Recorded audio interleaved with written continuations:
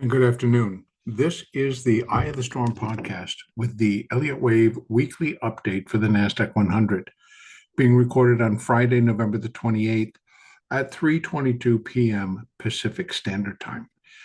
I am here starting with the NDX, and I'm on the 5-year weekly chart and basically showing that we remain within an intermediate fifth wave.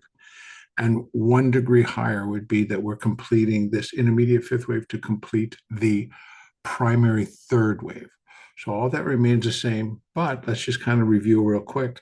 With inside intermediate wave 5, there are going to be 5 waves of minor degree, of which I've counted 1, 2, 3, and 4 is complete, with wave 4 finding its low back in, it was actually April of this year, April the 7th. That low produced the minor fourth wave. And from there, we have been tracing out a minor fifth wave up, which will include 5 waves of minute degree, of which I have 1, 2, 3, and again 4. Now, 4 was cemented into place last Friday at that low. We left open the potential coming in to start this week that it was a slow week, but we had left open the potential that the market could first drop down a little bit further to finish this minute fourth wave, when it did not. And it basically showed us that it had no intention of doing so. The fourth wave got put into place and we began to count minute wave 5 going up. And that's where I'm going to dive down into. But just to show also where the primary fourth wave is actually probably going to get to, and that's going to be within the fourth wave of a lesser degree, which is intermediate 4. And here is that low that ultimately could contain it. And that's at 10,440. So more on that as we progress. And this also is going to be more involved with that primary fourth wave correction. So one thing that I can toss out is like, yep, that would be, to many people, they're saying, oh, there's no way. How is it going to get all the way down there? What's going to create it? It's like there are so many things that actually could happen that could create it real quickly. But to pinpoint one or the other, I don't know. I do know, just based on math and the Elliott and using all the tools together, that we are quickly approaching a level where we should find a top and go through a corrective process. Now, and initially, I'm going to say, well, this has been in motion for the last 3 years. This is October of 2022. So how long should this next correction take? I would say at least 1.5 to 2 years. And that would bring us back to this point. Now, whether it's going to go beyond this, right now, I can't say because of the degree. But in the other indexes, such as the Dow and the S&P 500, the previous fourth wave is what bottomed in 2009.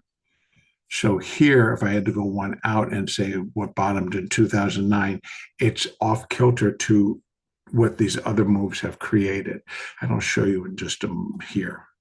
So this being up, okay, let's try that again. We have because the NASDAQ has only been in existence since 1985. So prior to that, it was many of the stocks were a part of the NASDAQ Composite Index, but the NASDAQ 100 was created in 1985. And so that's when it started trading in the cash market. The future came on many years later. So here we have data from 1985 on up. So in retrospect, not in retrospect, but just in putting it into perspective, that I consider this to be primary wave 1 because it's a new index, and then primary wave 2.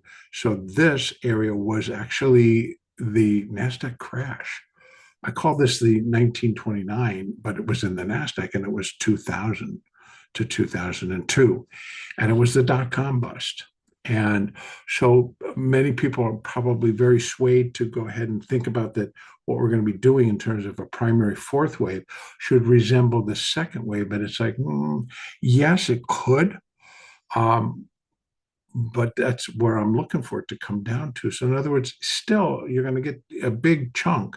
So in other words, it's like we're up at 25,000. I'm thinking we can get up to 26,000. So, if we're talking 26,000 down to 10,000, you're talking about 16,000 points. And so in here, of course, we dropped from a much lower level. The market had gotten up to 48.16 and it dropped back down to 795. So, but percentage-wise, would it be losing an equal amount as what this did against the whole index? The answer is, I don't believe so. I think it's going to. This was 87%. The drop in 2000 to 2002, the market lost 87% of its value. If we come up here, I don't think that's 87%. So I think that the equating the two as a primary fourth wave versus a primary second wave, the primary second wave is the second wave is always going to be a little bit heavier. So in any case, that's one factor. So 2009 is here. By the way, that's my main purpose of opening this chart, was to show you where the 2009 low. Could the market get down there?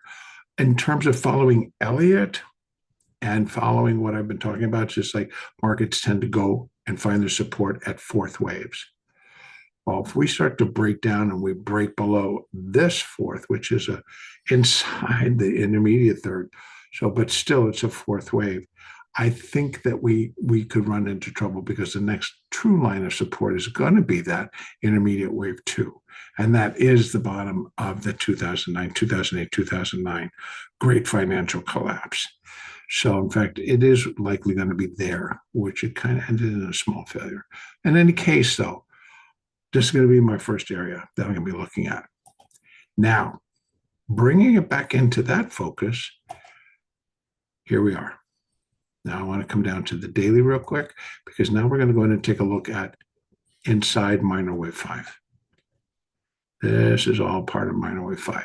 So again, 5-wave structures that we're going to be completing. Once we get up here, and we're going to complete minute wave 5, minor wave 5, intermediate wave 5, and primary wave 3. That's the sequence. So, and then we're going to be looking for a primary fourth wave correction. This would be the first leg. So this is going to be the intermediate A wave. Now, will intermediate wave A come down in 3? Will it come down in 5? That's what we're going to be looking for. And the reason is because that's what's going to start to tell us what the overall pattern is going to look like for this entire primary fourth wave. If intermediate wave A comes down in a clean 5 waves down of intermediate, so this would be 5 waves down of minor degree to form that intermediate wave A, or it's going to come down in a minor degree ABC to form that intermediate wave A. If it comes down in 5, that's the suggestion that the pattern is going to be a zigzag. So zigzags are 5, 3, 5. So if we come down in that, it's going to signal that it's a zigzag, and we are likely then going to be reaching, as I suggested, that low. So we come down in the A, we go back up in a B, we come down in the C wave, and the C wave should be pretty crushing, actually, and bring us all the way back down. Now, if it comes down in a flat, so it does its own ABC coming down and stays within this window, then it could be a flat. So if it comes down in ABC, we're looking for it to rally in an ABC, but form more of a flat, where the A wave and the B wave are about the same length, and the C wave again falls into that same category. Also within the flat section, the flat family of corrective patterns would be an irregular. Now, that could be quite something, right? Here we have all this buildup to this, and all of this excess in terms of money and debt and everything else that's kind of going on here, overvaluation, all the things that kind of go into these moves. That needs to be corrected as well. And to think that it could be a flat or an irregular, so in other words, we come down in an ABC, turn and rally back up in an ABC, but go to new all-time highs in the process, and then drop back all the way back down and crushing, bringing it back down to here then. So again, these are still out there, but they're things that I look at, the things that I can consider, but I have no idea just yet. But it's all part of the process. So right now, bringing it down, I'm going to bring it down to the daily. Now we're inside this minor wave 5. Minor wave 5 will consist of 5 waves of minute. There's 1, 2, 3, and 4. And as I stated, wave 4 was put into place basically at the beginning of the week, when the market failed to kind of head down to put any additional lower levels in prior to starting this 5th wave or completing the 4th wave. And it did not. In fact, we just started to take off. And then I began counting. I'm bringing it all the way down to the day, the hourly on this one, guys. So in counting it, I'm inside this minute 5th wave. So it's minute wave 5 to finish, minor wave 5 to finish, intermediate wave 5 to finish, primary wave 3. So now within this minute wave 5, I'm going to have 5 waves of minuet degree. I got 1 and 2 complete. Now before I had started our counting just by doing 5 waves and then what it was, and then another 5 and figuring and going from there. But as I get up, and I was starting to look for the first wave of minuet degree, but it starts to get up a little bit too high, and it's subdividing. So I just continue to count until I can pull back and say, okay, now I can put minuet wave 1 down here and do minuet wave 1, minuet wave 2, and we're in minuet wave 3. So instead of continuing to just present it via that one is subdividing. It's when you can complete the 5 and you can start to set your levels for the overall. I'm looking for 5 waves of minuet degree. There's 1, there's 2. We're inside minuet wave 3, of which we have 1 and 2. Now I've measured out for wave 3, but even if I come in here, there's a shot that I got 1, 2 in here, and this is 3, and that's 4, and this is 5. But I don't think 5 is done. I don't think this part is done yet. I would think that 0.618 to 25,535-ish up into that area, up into 25,683 would be the area that could complete this internal third, the sub minuet wave 3. And that's where 1.618, which were wave 3, will be 1.618 times the length of wave 1. So we have that. So this is an area where I think we get the 3rd. Then we do another little correction in a 4th wave, and then we come back up in the 5th to finish this 3rd. And so that one, 2.618 of wave 1 comes in at 25,955. So you see we're knocking on that $26,000 level door. And so that's pretty quick, considering that this was November the 21st, a week ago, and maybe next week sometime we'll be knocking on 26,000 again. Now the all-time high is basically in the cash market, 26,182. So anything above that brings us into all done territory, finishing territory. Now minute wave 5 continuing higher. Here, minute wave 5 would be 0.618 of minute wave 1. That is the 3rd most common. But I leave it there because I believe it will present resistance in some form, possibly to complete this 3rd. Then outside of that, the next one up, which is the most common, that minute wave 5 will be equal to minute wave 1 at 26,575. That is a new all-time high. So we can go above that. So this, I think we can get up here in minuet wave 3, come back in a 4, go back up in a 5. So that definitely comes into play if it's under those circumstances. Here's 1.618, and here we are coming up against the minor wave 5. This one's kind of a double, but these are extended levels. And in the minor degree, it is 6.854. So we have 1.618, 2.618, 4.236, 6.845, and then 11.084. Those are the multiples going up on the Fibonacci sequence. So obviously we've already gone past 4.236. We've gone through that, which brings us to this. So we're back down to this. Whenever this finishes, it will also finish the minor 5th. It will also finish the intermediate 5th. It will also finish the primary 3rd. That's where we're at. And we're going to get it down to, we're going to talk about finishing the minuet 5th wave of the minor 5th wave. Then it's just, we're knocking on that door saying, hey, are you the top? So we have it in there. What do we have above there? Basically coming back to this. So if we pop above that, the fifth wave's still in progress, obviously, since the minute fifth wave is, but our next level up, check it out, 30,000. That's pretty high. Does it mean we can't get there? No, it really doesn't. But I think time-wise, that would suggest that we run up to about when the cycles are being scheduled or being thought of that they could turn. We have a little bit of a downswing. They're talking about, and my algorithm that I'm using suggests the window of December the 10th through the 12th. Now, on December the 10th, we have the Fed, the FOMC meeting. Now, you see that it's been toned down. The talk has been toned down, that the Fed's definitely going to do it. In fact, the probability level, not checked most recent, but the probability had dropped from the higher levels. I think it was up at about 80 something down to below 50. I think it's below 50 that we'll get that quarter point rate cut. And the fact is because we still are due a lot of data. One that was supposed to come out yesterday, I think it was, did not. Wednesday or Thursday, it did not. No, Thursday was Thanksgiving, so Wednesday did not come out. And that was GDP, or gross domestic product, durable goods, all of those numbers, which really going to help to decide what the Fed may or may not want to do. The fact that they, I believe, are coming out next week, we'll see, because there's going to be the other thing to be aware of.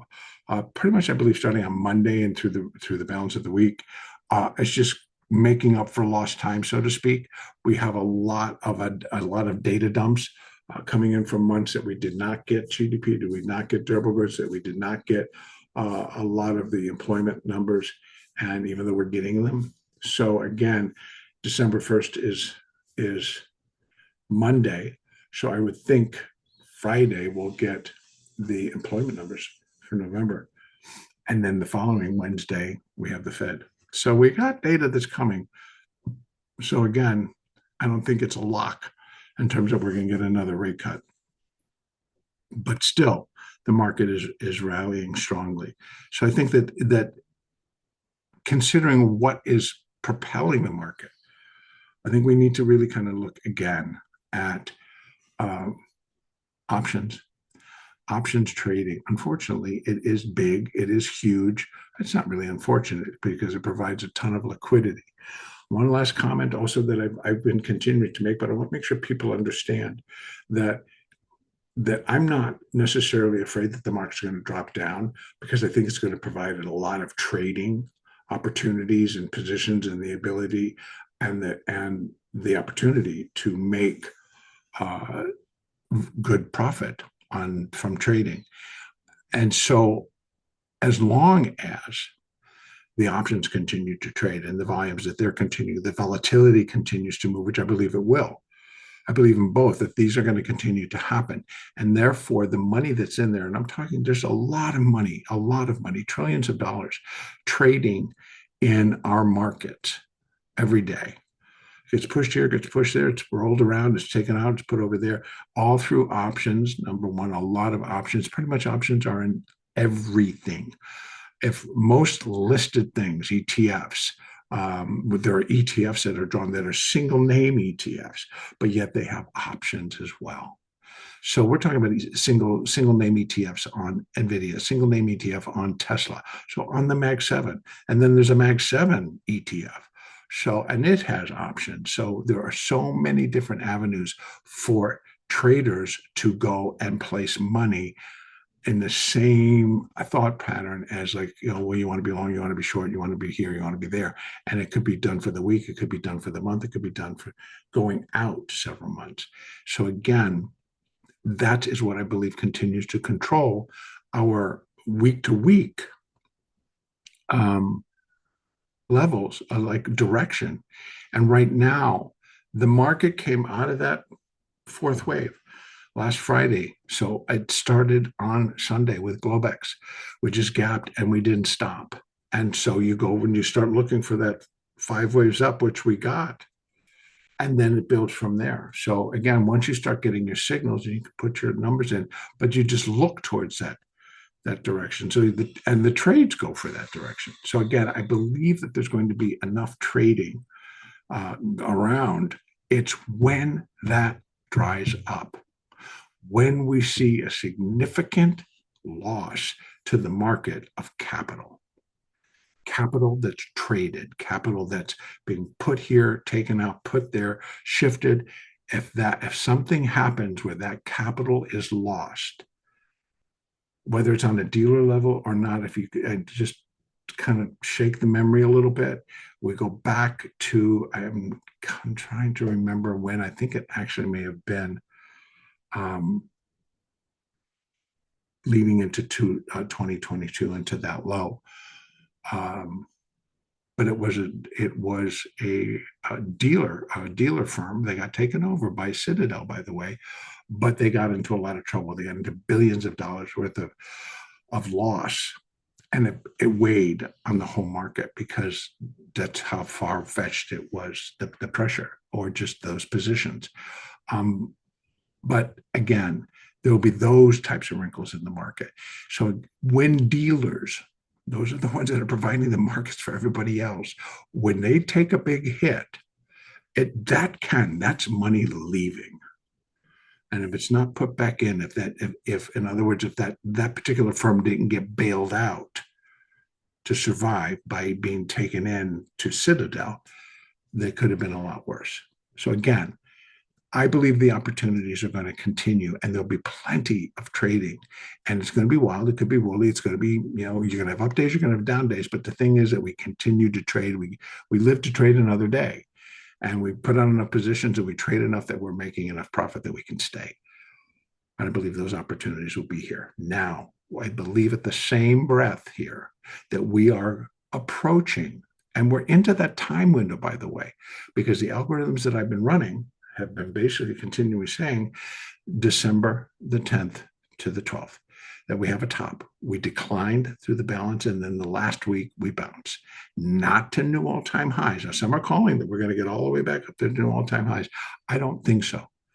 I think if we get up to our levels that are going to finish this primary third wave, we may start down, and we may get another quick 5 in by the last week of December, and then turn and do a bounce in a wave 2. And that takes out the year. And they're fulfilling a lot of what the cycles are telling us, that we can cycle up to that point and have a quick cycle down, and then we come back up. Now, the longer term cycles, they're going to be able to absorb that. But I think that kind of fits with some that I do respect their work. Now,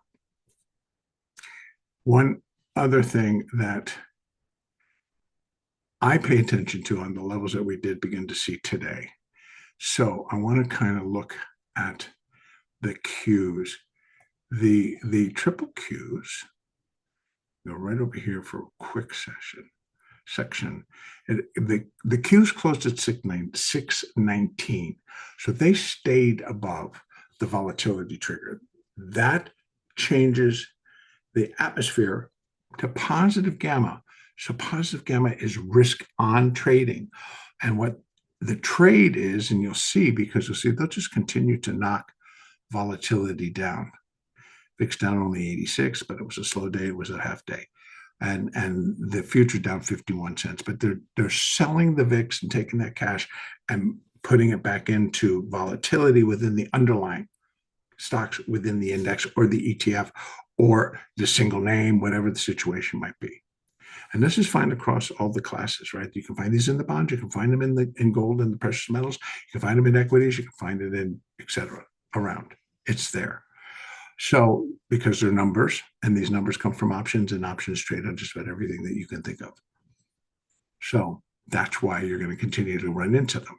Now, so coming above and staying above the volatility trigger switches that trade back to risk on. Now, risk on will continue to hold so long as the markets remain above their volatility triggers. Now, the Qs was 613.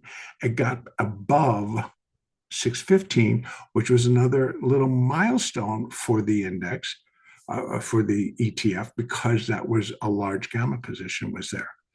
So once that had gotten through, that forces a correction or forces the adjustment, and it started going to the next level up, which, by the way, was 620. So if I can go out here and I just take a look at the Qs, their high was 619.32, which is pretty much where they closed.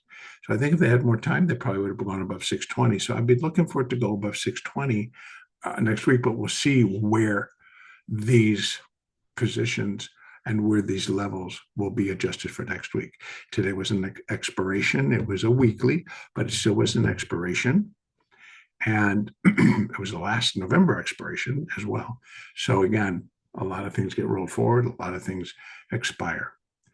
In the NDX itself, the volatility trigger was in the cash market above 25,140. Well, we were above that. We're well above it. So we're up where we were getting ready to start to look at and go after another large gamma level. So again, that's all in the progress. Now, what's supporting that? I think it's options trading. I think it's how the algorithms have to hedge and roll, and then seasonality. What do we normally do the week of Thanksgiving? We kind of go, and it used to be that they tied it all into Black Friday, all the sales, so retail and all anything that could come out with a deal, you know, and they made a lot of money. Boom. Well, then the markets just kind of popped on this day while they waited for the results to be reported by Monday.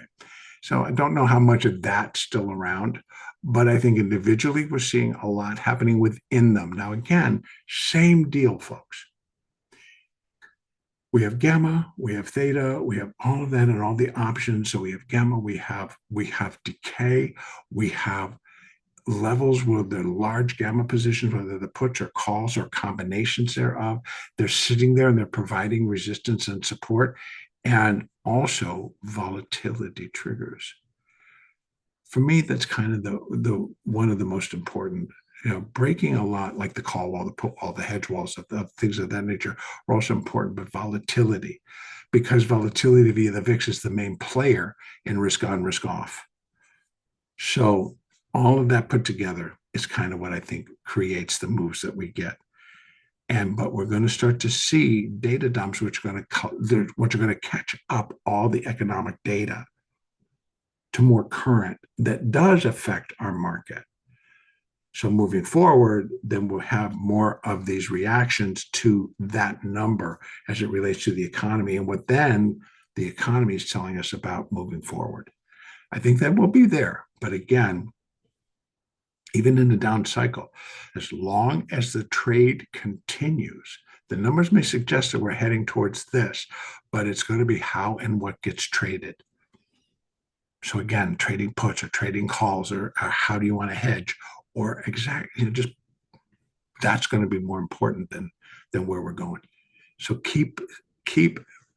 I guess what also I'm saying here is that we need to keep our thoughts to the mathematics of trading, the mathematics of what we're doing, the mathematics of Fibonacci. We're using Fibonacci. It is a number sequence. And how we get our Fibonacci levels is multiplication within that number sequence. And so that's how we get one to the next, to the next, to the next. Like if you take 1.618 times 100, it's 2.618. If you take 2.618 times 1.618, it's 4.236. And you can just keep multiplying up and you'll get continued fib levels. And when you're looking on a very long-term chart, those great big numbers come into play. Because then you're making a comparison to today versus 25 years ago, 30 years ago. Different market condition, different economy, different everything. But somehow fibs and everything else kind of get compacted and can be more useful. So again, the mathematics is what I'm trying to sustain. So I don't really have an opinion as to what economically has to happen to support 28,000. As far as I'm looking at it, it's a number. And there's enough multiplications, there's enough options, there's enough trading, there's enough positioning that the cover or the hedge would be to buy, and there would be enough of it to drive us up. Now, let's keep in mind, this level is new all-time high, okay? So minute wave 5, 100% of minute wave 1, 26,575. Just want to bring your attention to what minute wave 1 was. It is this guy right here. That was April 7th to April 9th. April 7th, we hit the low. April 9th, we hit the high. So that's what we measure. That's wave 1. Take it up and put it at the low of wave 4. Now you've got your fibs for wave 5. And 100% is up there. So in essence, this is 23,854, and this is 26,575. Right? 23, 26. It's a big move. So was this. This was 2,000 points. What's 2,000 points? You can do your math, and you can see, oh, there it is. And then it gets, trust me, it gets programmed into computers. So it's going to be acceptable to go and trade up to those levels because they've been indicated. But if it's indicated as a top, then some of those algorithms will be looking to sell it to you up here. So again, I'm going to keep it there. Now, bringing it back down, let's just take a look. I keep doing that. And this is the hourly chart that I want. So in here, again, we have, this is inside minute wave 5. So we're looking for 5 waves of minuet degree, of which 1 and 2 are complete. We have 1 and 2 within the sub level.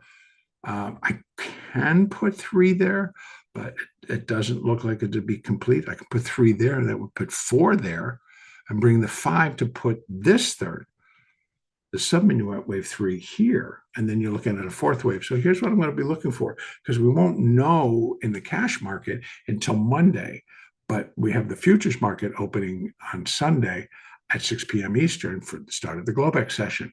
So we might dip, and then I would think, okay, well, there's a 3, so we can put in, there's the 4. I'm not looking for it to come down very far. 200 points. If it were to finish there and start its way down, right, without really creating a new high, I could put the 3 there and then look for a 4, which is not really going to come that far because there's the previous 4th. 25,217 could be, so 3, 4, and then come up in a 5 to finish, unless I'm doing 3, 4, and that's 5. So 2 things. 1, if it's not done, we kind of start to extend again.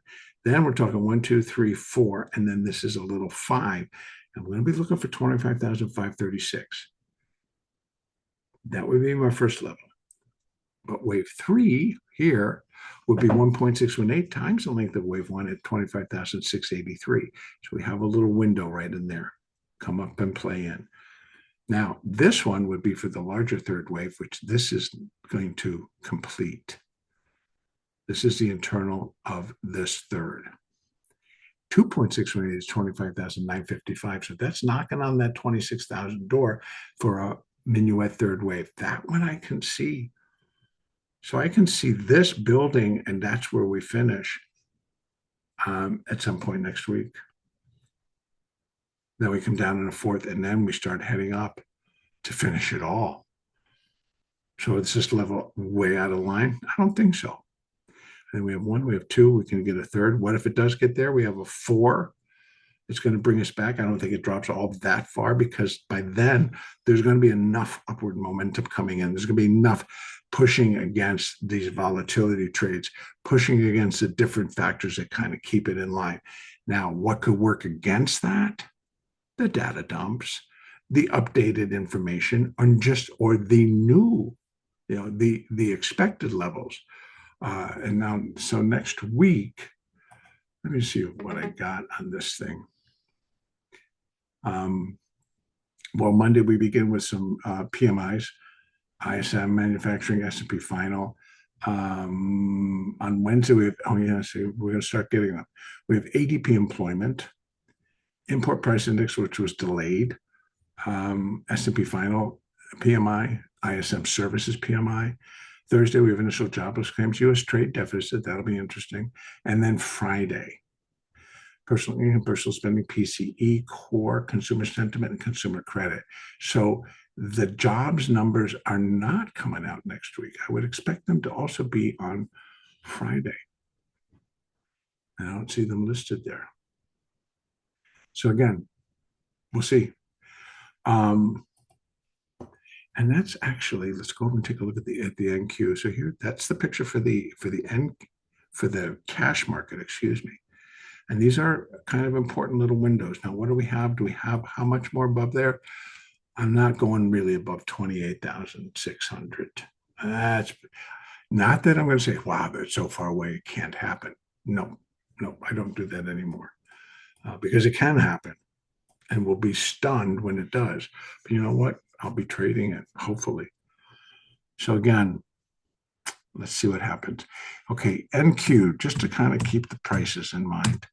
Now, again, because we're in December, so we're going to start to lose even more of the premium as this gets closer to December expiration, which will be mid-month. Here we are. WXYXZ for putting in minute wave 4. And then here, I've expanded this out for minute 1 and 2. They equal the same time frame as the NDX. So push wave 1 all the way up to here, and I can do that 1, 2, 3, 4, 5. Nice clean 5, 1, 2. Then we start over again. Now before, remember this kind of was coming in as a third internally, and this would have been a 4, and it was the thread of overlap, and this just takes all of that, cleans it all up. Minuet 1, Minuet 2, we're in Minuet wave 3, of which 1 and 2, in my view, are what's done. So on the futures basis, we still have, that's 1, 2, this is 3, 4, and a 5. Then we're just done with the third, then a 4 and a 5, and then we're done with the 3. And I think we can get up to here. I think we could get closer to 26,000, if not give it a good little test before we drop in and finish this third and drop in a fourth and then go back up. So again, you can see how quickly we can get up into the 26 and then to new all-time highs, which are right now, the all-time high sits at 26,399. That is not even to that all-time high. Where do we have? We have 100%, where minute wave 5 would be 100% of minute wave 1 at 26,911. And I just really, nothing can be said about that number that is going to come out of my mouth. But here we are, 26,911. We can call it 912. So where wave 5 would be equal to wave 1, and that's pretty common. That's a pretty common level. So again, start to match these up. Now again, minor wave 5 is done. Minor wave 5 will be done. Intermediate wave 5 will be done. And primary wave 3 will be done. As far as like having any more of that, here's where minor 5 comes in. If we're going to blast, that's 31,000. That's how high. 0.684, 6.845. Now that means that we've gone through 4.236 a while back. In fact, I can show it to you. Let's just see where that comes in. All the way down here. So that's gone for a while. So that's what I'm talking about when I'm saying, well, you know, we have to include the next level. Does not mean that's where the market's going to go to. That's why I break it down. What do we have in front of this minor fifth wave, the completion point for the minute fifth wave? And what do we have in front of that? The completion point for the minuet fifth wave.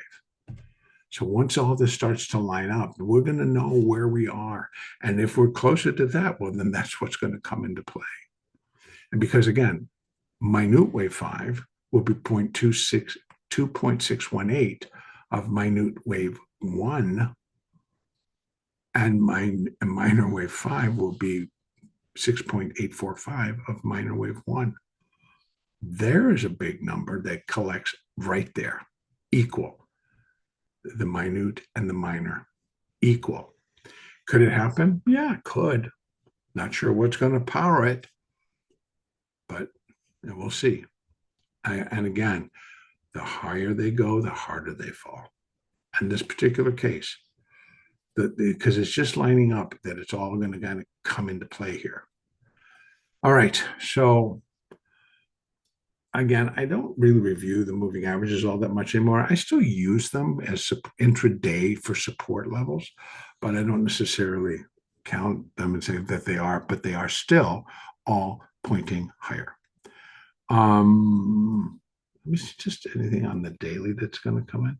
No, you can see how nice that fourth wave was. Fit perfectly. It did exceed the previous fourth wave, but not by all that much. And definitely within the realm, or the room, or the little whatever the average price where this could come in, the fib levels. Excuse me. It's been kind of a long week. But anyway, I think the market is doing pretty much staying in line to finish out what the algorithm has been telling us for a couple of months now. And so I'm going to continue to do the math. I'm going to use mathematics in trading versus what that analyst's opinion is, or what I mean by that is like, well, they think that the interest rates are going to be cut. This is going to happen. That's going to happen. That's going to create this big up move. It's like, I'm going to do the math. We may get that big up move, but I'm not going to say it's because the Fed's going to do something on the 10th that doesn't look like they're going to do, or there's still a 50-50 probability. You're going to get better probabilities just by following the math. All right, I'm going to end it right there. And thank you for spending some time with me.